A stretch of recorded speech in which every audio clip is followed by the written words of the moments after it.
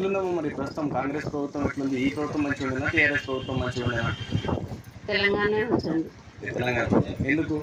ఎందుగా దేనికైనా మంచి అనిపించింది. మాకు మంచిగా ఇదైంది. మాకు రైతు బంధు కానీ పింఛన్ కానీ ఏది కానీ టైంకి పడ్డది. ఇప్పుడు రైతు బంధు ఇప్పుడు ఆయన లేడు. ఇప్పుడు అసలు రైతు బంధే లేదు. కేసీఆర్ లేడు, రైతు బంధు లేడా? లేదు. ఎందుకు అప్పుడు రైతు బంధు వస్తుంది? ఎన్ని ఎకరాలు ఉందమ్మా? నాకు 2 ఎకరాలు 10,000 వస్తుందా?